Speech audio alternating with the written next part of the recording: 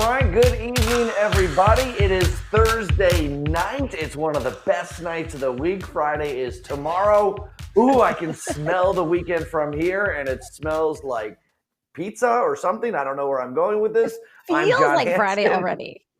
Well, that's always a shame because we still have one more day to go. But the energy is there, right? A little cooler today, but it's still a nice day. Felicia, Amy here, and maybe it was this. Maybe it's because Chicago celebrated its 184th birthday today. A live look at the Royal Sonesta Chicago Riverfront Cam. This is right where Chicago was founded, folks. And only 4,000 people lived in the city at the time, and certainly grown a lot in 184 years. So happy birthday. We celebrated today with cake and controversy, like any good birthday party. Right. Mayor Lightfoot had a bit of a snafu. She tweeted out that it was founded 185 years ago, but, you know, it was 184. But 2020 felt like 2 years. So, like, you give her a little bit of credit there.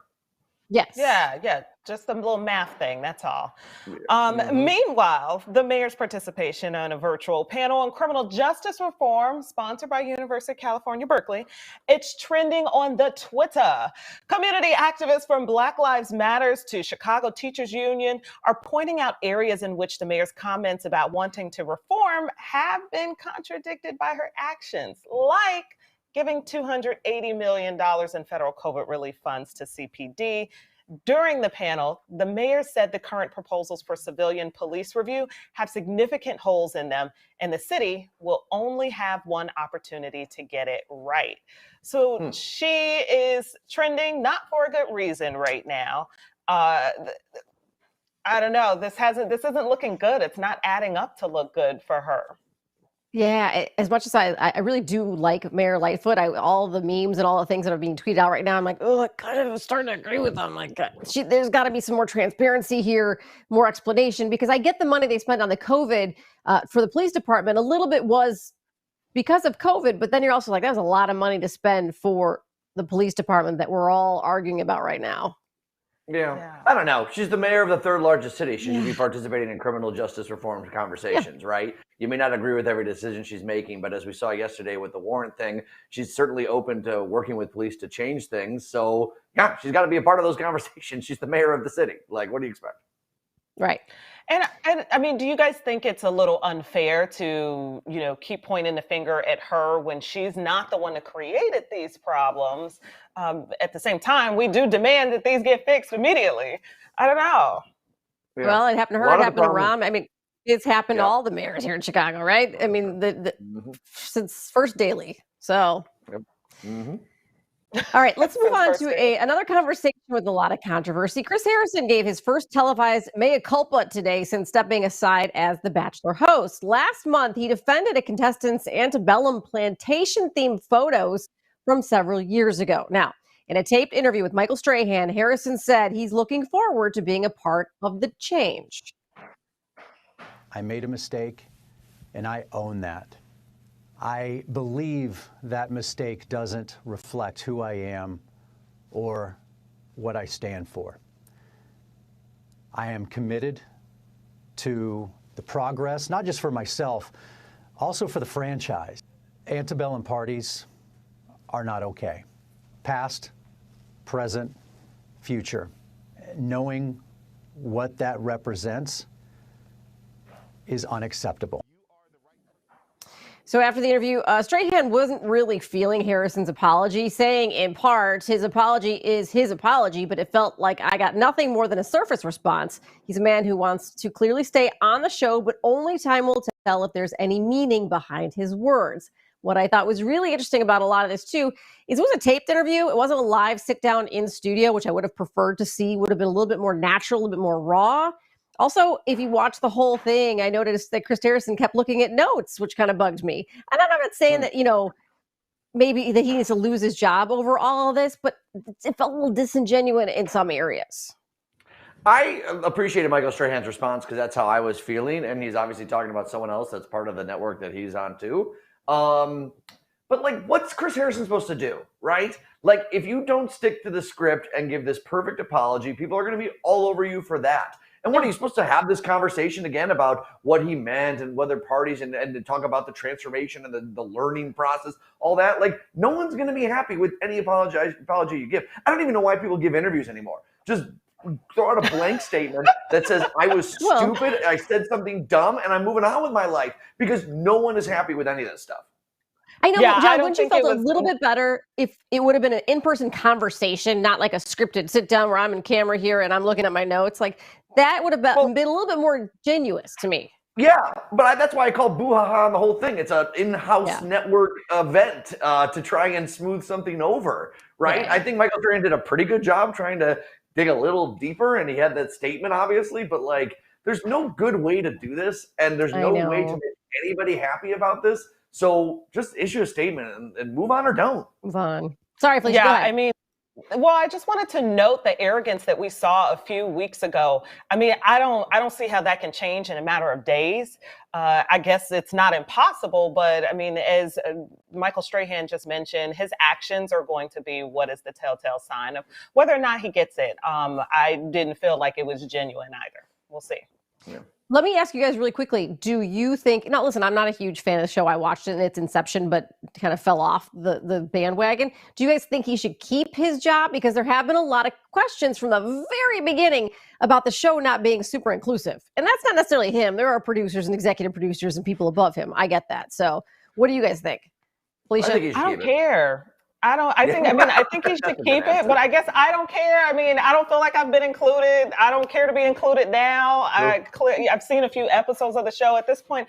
I just don't care. Like, if someone, like, that's why I noted his arrogance. Like, if you are unaware of, and I know we all have things that we're learning, I get it. But if you're unaware of why having a party at on a plantation could be offensive in 2018 or in 2021, if you're unaware of that, that's because you don't want to know at this point in time. So whatever. Yeah. Oh, by the way, Tina, our producer who loves the show, did say that he posted apologies on Instagram. I remember those. I'm just saying, just leave it at that then. Like, what are we doing? Right. Yeah, I was okay with that. Yeah. So we'll see. I hope this has been an eye-opening experience, and he is a new and changed man. We shall see. Fingers crossed. It'll be great. Not holding my breath. Okay. As people online rally for Chris Harrison to be canceled, a recent poll shows only about half of Americans have heard of the term cancel culture. So is this a good thing for society, or should we cancel culture, John? I mean, I feel like it could go either way. There are good things and not so good things. The term cancel culture is so stupid. There's not like a council that decides, that meets every Thursday, and they're like, what shall we deem cancelable today, right? It's just something that the right seems to gleam on, because a lot of the decisions that are made in very small micro ways really upsets them, because it goes in a direction that they don't approve of. But I remember my friends who went to Christian camp all the time. No offense to Christian camp, but I remember when we were kids, Harry Potter was canceled for them, right? And Power Rangers was canceled for them because of religious beliefs, right? Like, canceling things is not new. Having an umbrella term for it and claiming that the liberals have pitchforks and canceling everything is completely different. Well, and let's face it, when things are canceled, are they really canceled? They're canceled by a group, and it's usually the people with the loudest voices. But there are other people who keep their mouths or their opinions to themselves, and they're close-knit people who still continue to like and follow things that other people have canceled. Cancel doesn't mean you're dead and gone. It just means one large body of voices have said that you should be gone. Which can yield a lot of power, because if those voices influence, a television show or a television network to cancel a show or something like that, it really can have a lot of power and a lot of impact. I just don't want cancel culture to take away the necessary conversations that need to be had in order for people to grow. Like this Chris Harrison thing. I mean, if he was just straight out, flat out canceled, we wouldn't be talking about it now. Not only talking about cancel culture, but also, what he should be learning from his recent faux pas on air. So, I mean, I just want the important conversations to be had. Right. And they all get muddied up in this cancel culture thing. Having said that, I don't believe that there is like a cancel culture like meeting or a group that gets together to decide. I do think we are too sensitive. I do think we are too sensitive, though. I think that things that lead to people being canceled are really quick to happen. And when all of it happens all the time, you almost become so dull to it. To Felicia's point, I think then that the really important things that need to be canceled or talked about or determined get left by the wayside. Well, and so, okay, here as an older person, let me just say, so here's what I wonder too, like all this cancel culture talk, a lot of it, let's say the majority of it, happens on social media. So to the rest of the world that is not locked into social media all the time, does cancel culture even happen? Do they actually even adhere to anything that canceled? Do they jump on that bandwagon? Probably not. So while we, people who are in social media, think that that voice is really loud and large, to a large portion of the population, it's not. Right. That's a really good point. Well, as the study said, only 50% even know what that term is or have an idea of what it could mean. Well, that's a great point, Amy, because I think what happens is a lot of people don't find out about something being canceled because they're not through that conversation till all of a sudden maybe that author is not available or that person's not speaking. Yes. So it's blown up and it's just the top headline. This person got canceled. And maybe that's why people have such a misunderstanding about it, because they weren't there through the conversation, through what happened, through the ebbs and flows of it. And they're not intertwined in it enough that they don't really appreciate the full breadth of the situation. So maybe it's a little naivety on their part, but go ahead. Or it's not they don't appreciate it. They're not a part of it because they think a lot of it is silly people, Twitter trolls. You know what I mean? Like, let's get some science behind it. Let's get some discussion behind it instead of people like, that was stupid, cancel, and that's it. Because sometimes let's say that's sometimes what the comments are. That's happening. 100%. And we're talking about how important that conversation is. Well, where is that happening these days? A lot of it is happening on social media, which kind of is like a, not an oxymoron, but kind of defeats the point of like, make these real conversations, but wait, cancel culture with social media, make them on social media, but it's canceled. So I'm literally arguing with someone on Facebook that I went to high school with right now about cancel culture. So What I do like about the whole discussion of all this is generationally, like in our house, like I've got younger kids, and my brother's got a little bit older kids. So the older kids are on the social media platforms and they're bringing the discussions to the table for the adults to have. And it's almost like they're bringing the water cooler to their family tables, which I really appreciate because I miss some stuff, right? And so like I'm learning about things by having young adults in our families. And I think that's a great thing about social media, but that's the downsides. Yeah. All right. Really good point.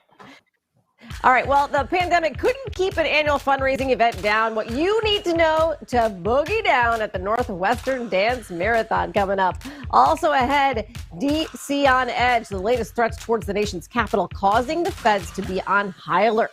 Next.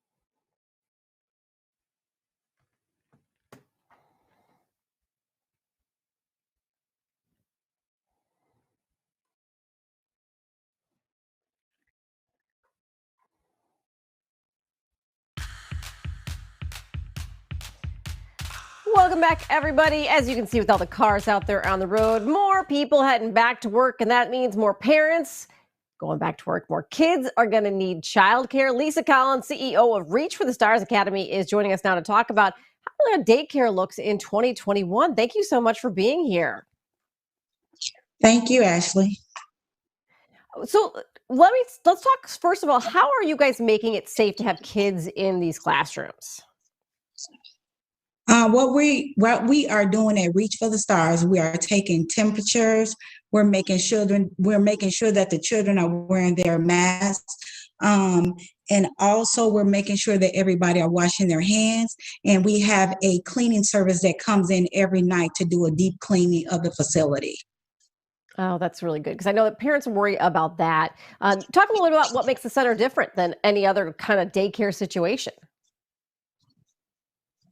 Well, most daycares open Monday through Friday only from 6 a.m. to 6 p.m. So what happens when you work after 6? Mm-hmm. Well, I think she's frozen. Give her a second to see if she got back. I know that they have some programs that they're offering right now, too. Seems like we have lost them. We'll try to get some more information for you guys. Let me get some information on the screen. If you'd like some more information on Reach for the Stars, childcareacademy.com is the website. You can see the Instagram handle there as well. Check them out on social media, and we'll try to get you some more info. Okay, Amy, thank you so much. Let's get to news you need to know. Day one of the United Center vaccination site came with some ups and some downs. The site initially had problems with the registration system, possibly from too many people trying to snag appointments. Now, the day ended with some 13,000 appointments being made. Officials are urging the public to be patient. And the U.S. Capitol is on high alert after officials received some credible threats of another QAnon attack. Requests have been made for the National Guard to remain in D.C. for 2 more months. One of New York Governor Andrew Cuomo's accusers claims she was groomed by him for sex and says it derailed her career. And while Cuomo sent her a personal message of regret, he has ignored calls to resign. That's a check of those headlines. John, what's up? Yeah. This weather forecast 3-day sponsored by United Auto Insurance. Call or click for a free quote today. Yeah, today was kind of the cool day of the bunch. Tomorrow looks great, up to 48, and then really sunny skies Saturday. That 46, I'm being a little conservative there. We might get up to 50. Certainly will by Sunday, and we'll have the full 7-day forecast in just a little bit.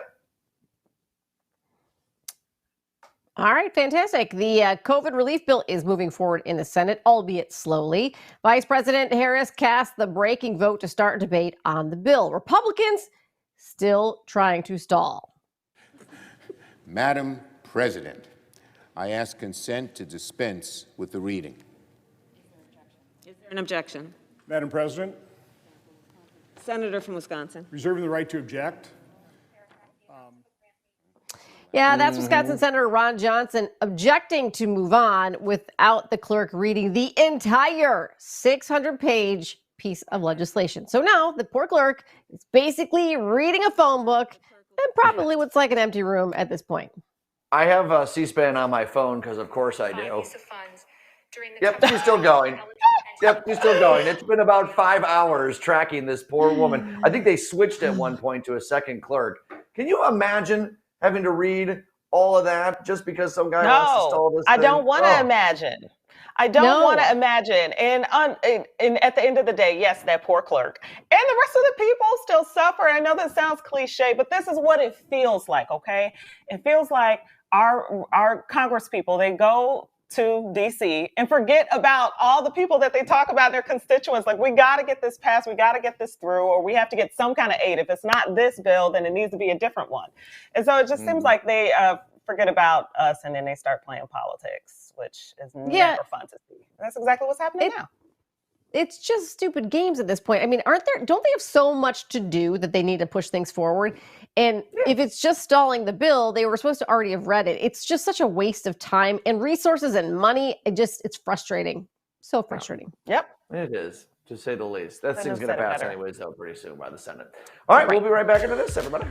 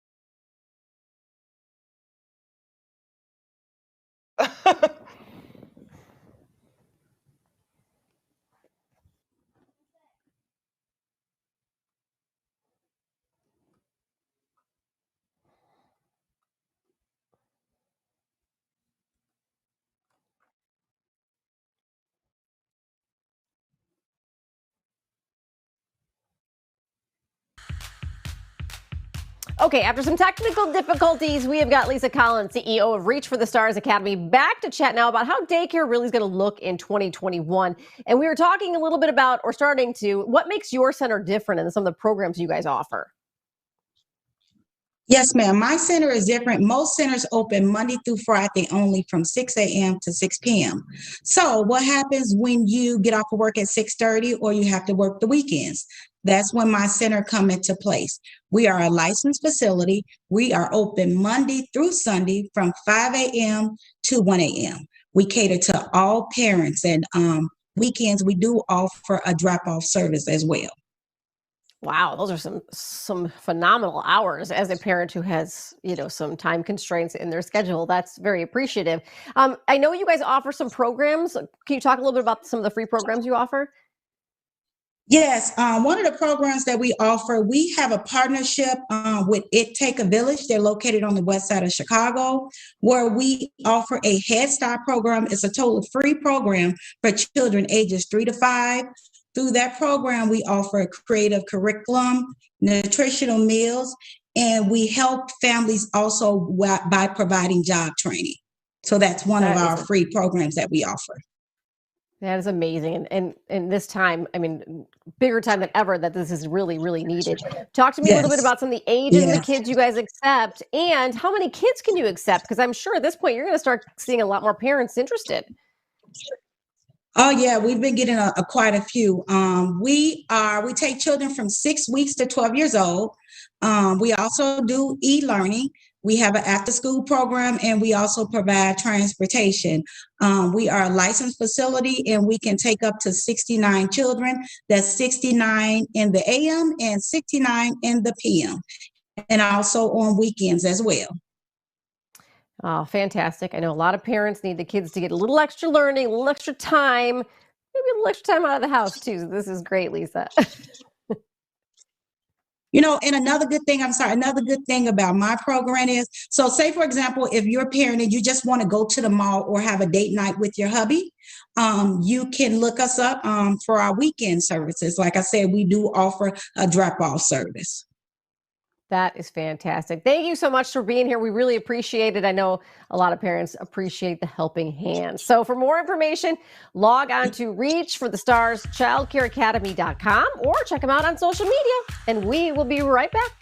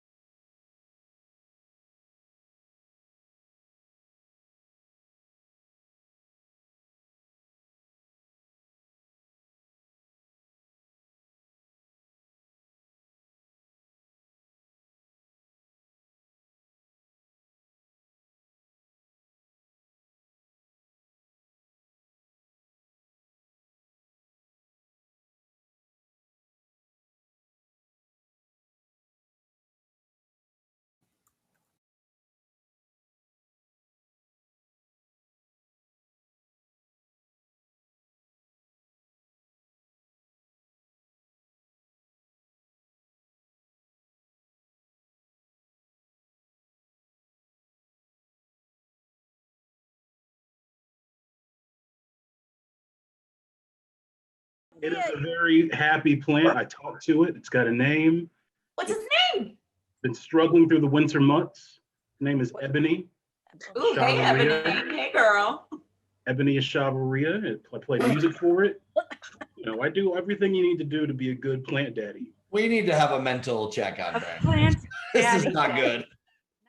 Yeah, I'm still worried about Brandon. I mean, like, there are many movies, horror movies, that start with someone talking to inanimate objects in their house. Now, I know plants are a living thing, but that's scary. Yeah, plants are a living thing. They actually say, science says you are supposed to talk to your plants because it gives them extra love, a little extra oomph to grow. And then doesn't it release more carbon dioxide in the air or clean the carbon dioxide or something with the air, and then it makes it better for everyone in your house, I think, if you make the plant happy? But it's just weird when Brandon does it. It didn't work for Seymour. It didn't work for Seymour in Little Shop of Horrors. That's all I'm saying. Feed me. Yeah. Hey, guys, if you're cleaning out your closet for spring, drop off gently worn or new business attire at Chicagoland CD1 Price Stores from now through March 31st. We've partnered with them and Kara Chicago to provide professional clothing to those in need. You can find more details at cw26chicago.com. We'll be right back.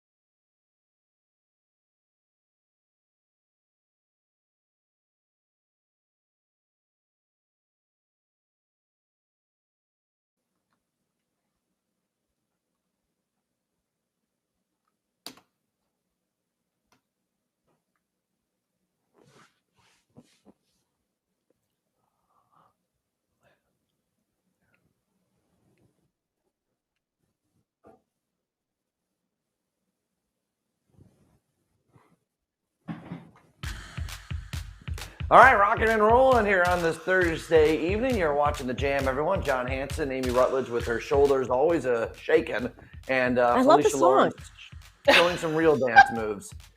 We appreciate that, Felicia, for your help. Speaking of dancing, Amy, segue. Segue. Well, for nearly half a century, students at Northwestern have danced the night away and day for charity. Last year's event was, of course, canceled due to the pandemic. So this year it's going to be 3 days of virtual events, and here to tell us more about it is Northwestern Senior Dance Marathon Marketing Chair Lindsey Lubowitz. And Lindsey, I know we're all like sick of virtual events, right? So that must be one of the big challenges for you guys to come up with something that is fun. So what have you guys got in store?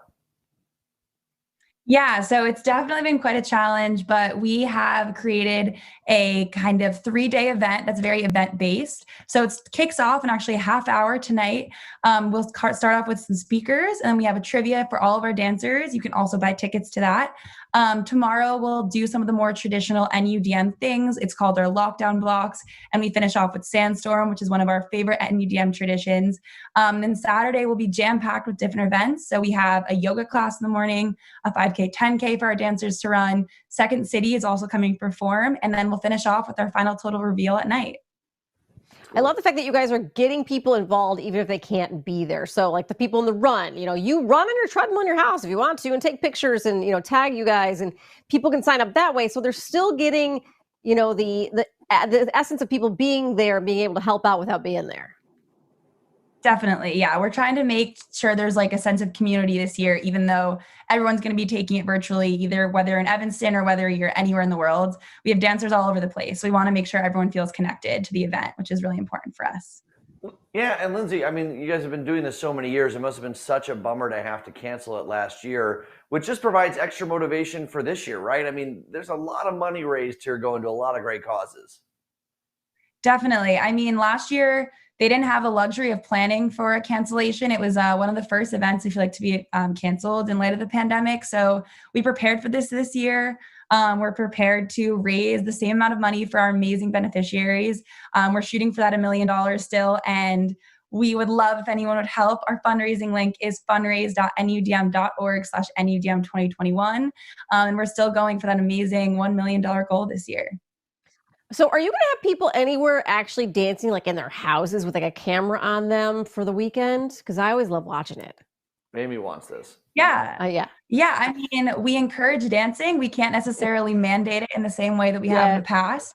But we have a lot of like live stream. We have a DJ playing throughout the entire event. So there'll be songs blasting, and we hope that everyone can get their roommates together, get their hallmates together in a safe, COVID safe, friendly way, and dance and get the same spirit of DM, even if you're in your living room. Oh, just dance, baby. Just do it. Just let loose, have some fun. I'm all about this. Now, I want to know I mean, you got a lot of different charities you're helping out with. I imagine a lot of these are partners you've worked with for many times over the years.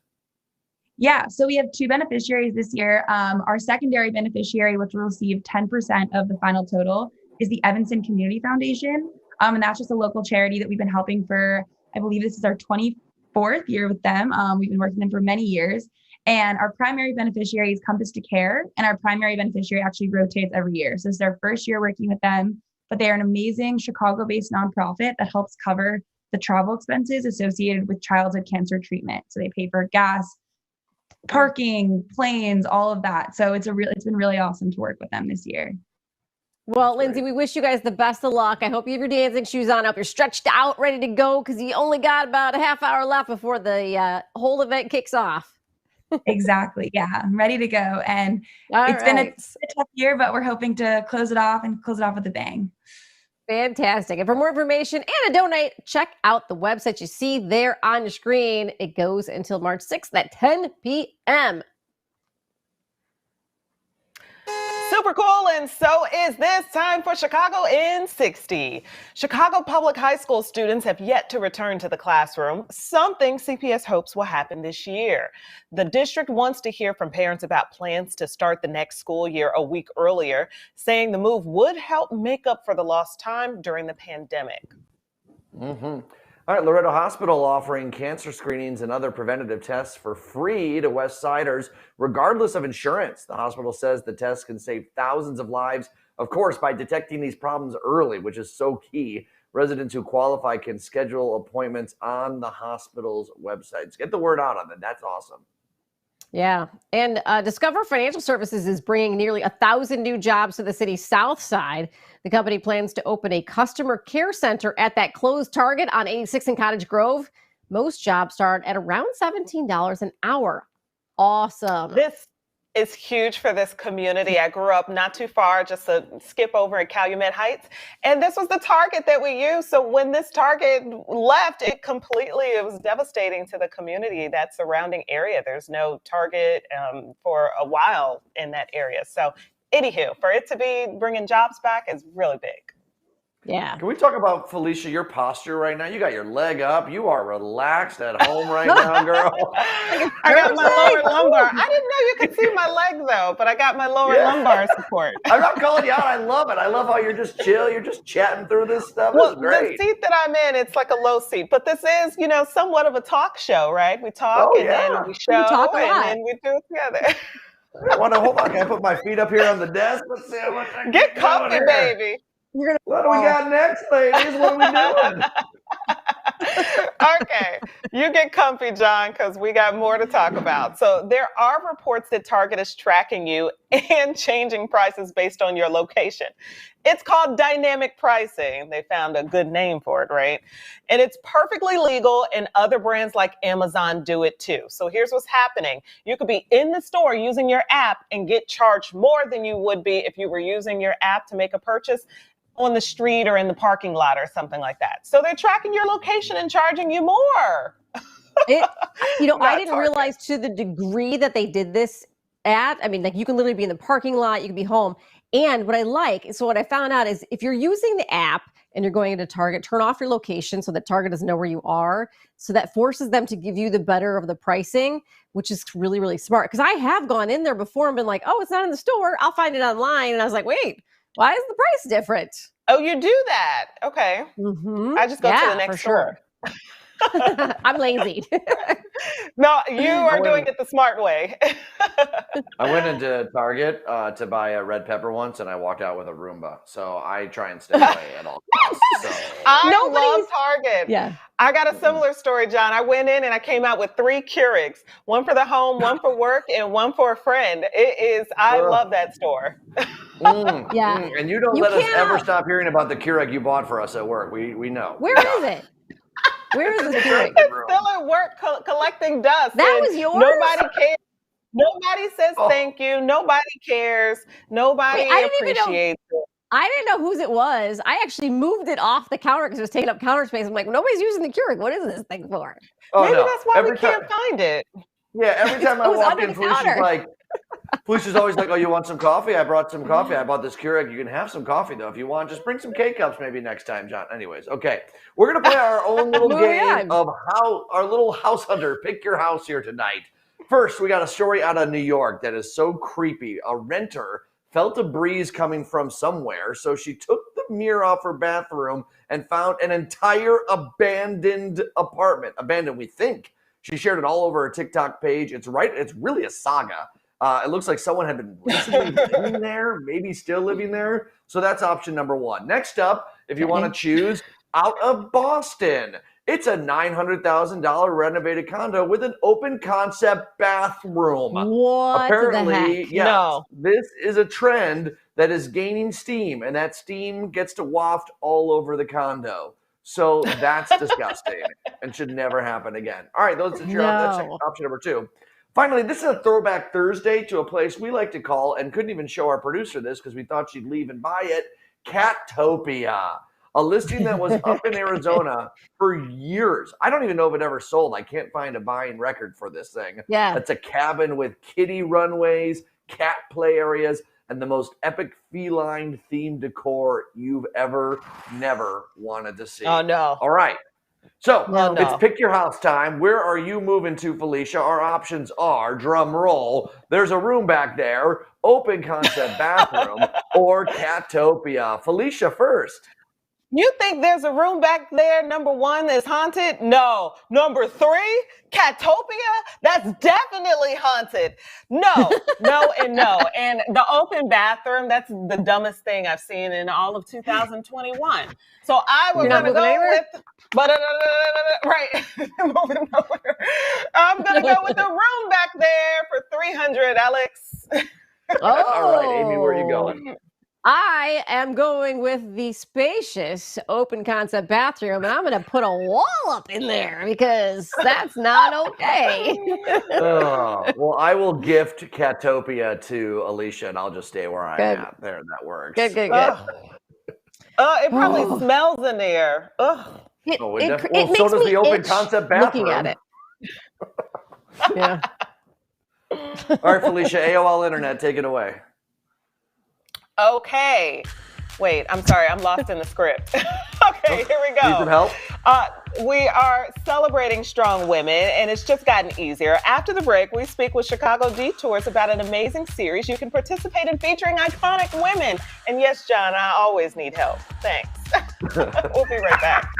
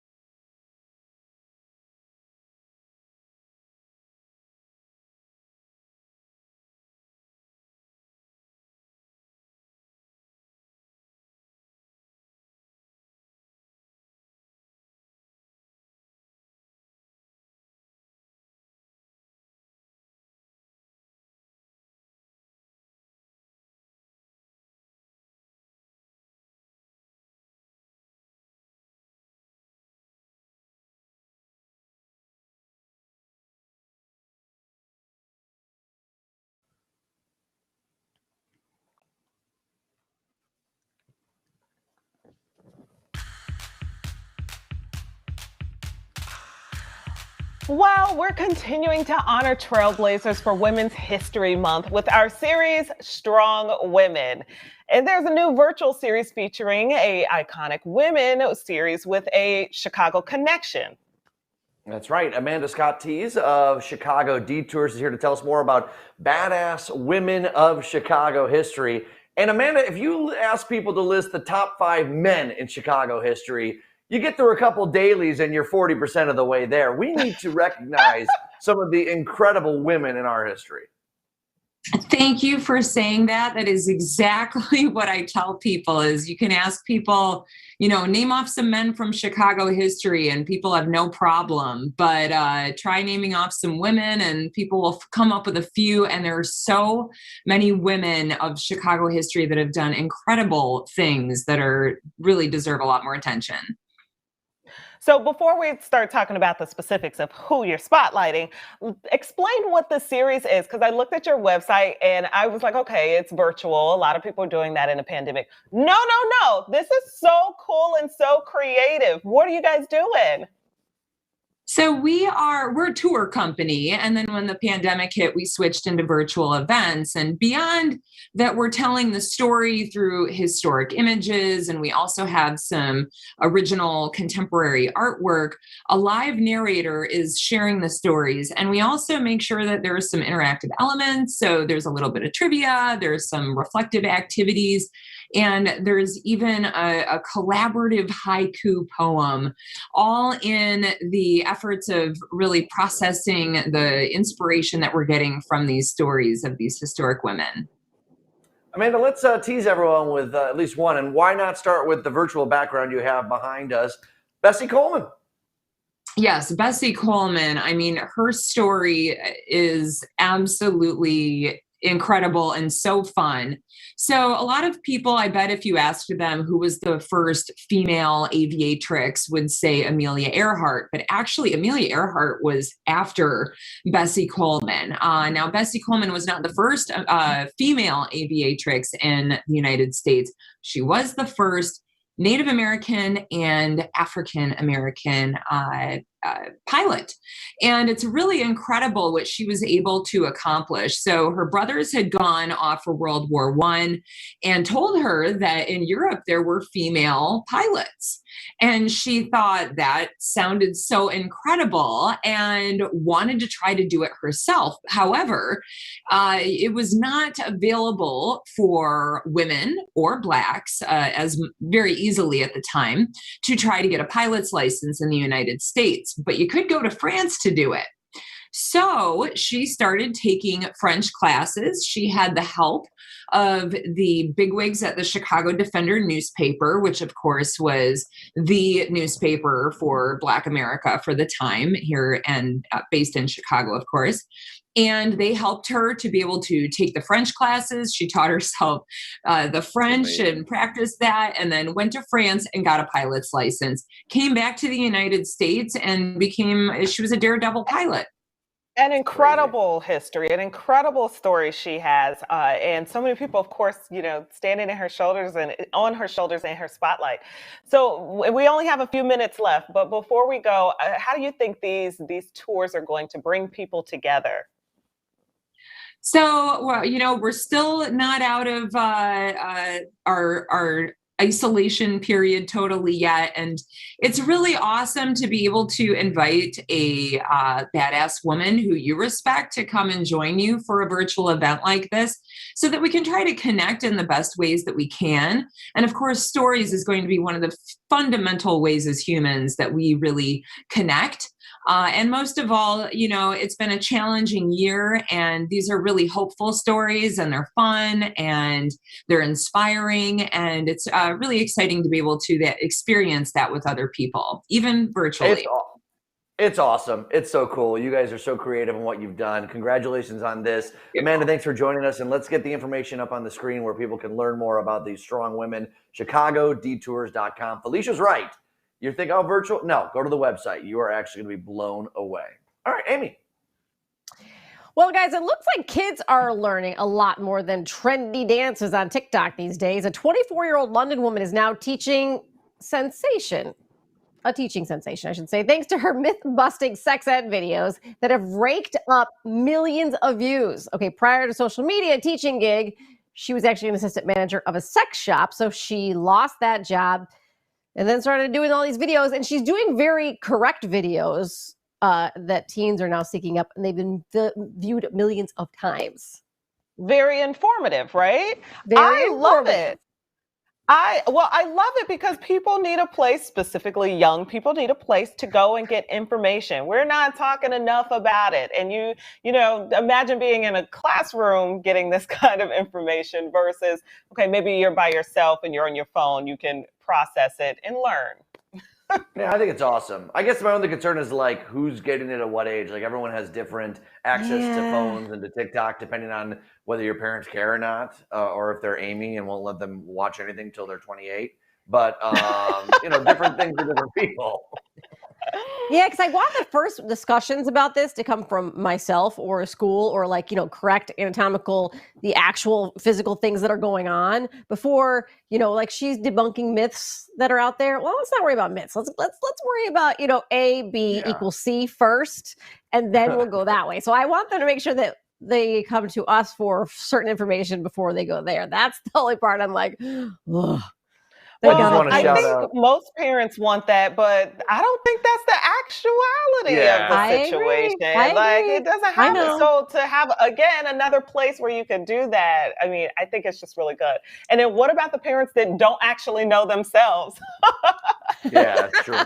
That would be me because shout out to the southwestern suburbs kids. Robert Crown, I did not like that, going to that education center and learning anything about that. I didn't pay attention to any of it. Yep, thank you, Brian. I went to CPS. I went to CPS and my sex education spanned multiple years and it was really good. Mine too. Mine was, and it was very detailed. And thank gosh, because my mom didn't tell me anything. I learned it all at I didn't school. learn anything. We'll be back. Look at you now, John.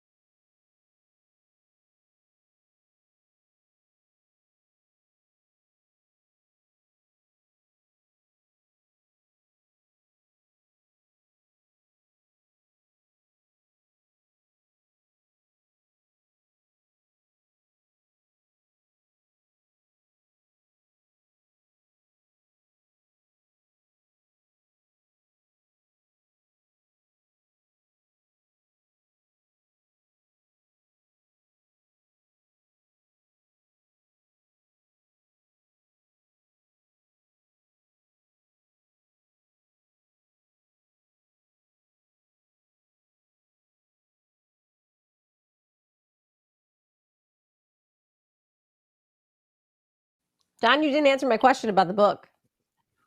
Sorry, I saw that when I was talking. I had to go back and read it. I flagged it to read it later.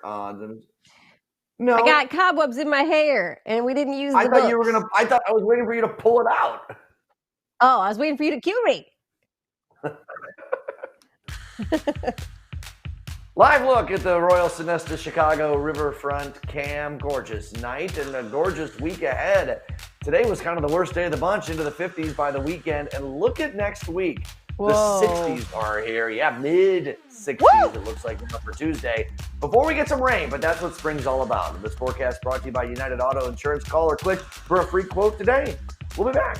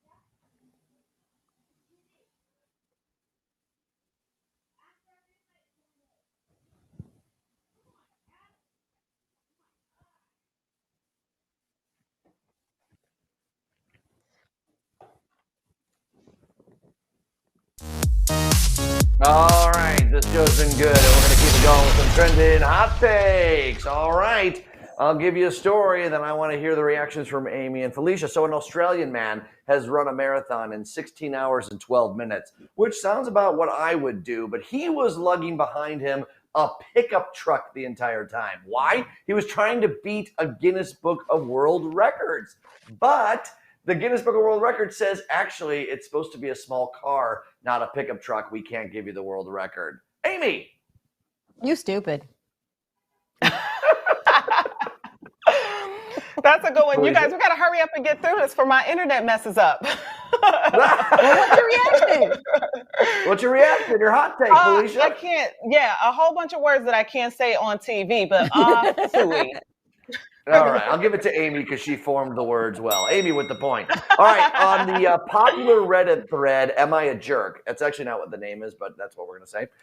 They are split on this. A woman is very upset. She was having her birthday party just with her and her boyfriend, but her dad sent her like these really nice treats and desserts, But she was stuffed already from a big dinner, so she said, let's just save these for another night. Well, the boyfriend said, these treats are right here. I'm diving in, and proceeded to eat them while she kept on saying, I'd really like it if we just save these for another night. Ate them almost like all of them. What are we thinking, Felicia? Just selfish. In the house that I grew up in, those are fighting terms automatically. You do not take somebody else's food in the house. You do not. Okay. Amy. What the bleepity bleepity bleepity bleepity bleep do you think you're doing? That is not happening. Well, what about one or two, though? Because I'm a sweets guy, and if I see them there, I know you don't want to eat them, but like it's meant to be shared. Can I have a one or two of them? How about you ask and wait for an answer, and then, yes, maybe I'll share. And so she says, no, I gotta listen to that? Okay. It's her birthday. You straight people. It's her birthday. I don't know how y'all. Her birthday. You straight people. You straight people. I don't even know. Okay. David Schwimmer says the Friends reunion is on after a delay, taping in just over a month. Amy, you in for that? Oh, by the way, I didn't say who won the last one. Felicia did. Oh. So Friends reunion, taping in a little over a month. Are you excited about this, Amy? Yay. That's your reaction? That's it? Felicia, come on, they're your friends. Oh, yeah. I'll be there for you. I'll be there for you. I'll be there for you. She doesn't even know the word. Felicia gets the point. Felicia wins trending hot takes. We'll see you tomorrow, everybody. Have a great night, everybody. Good one, Phil.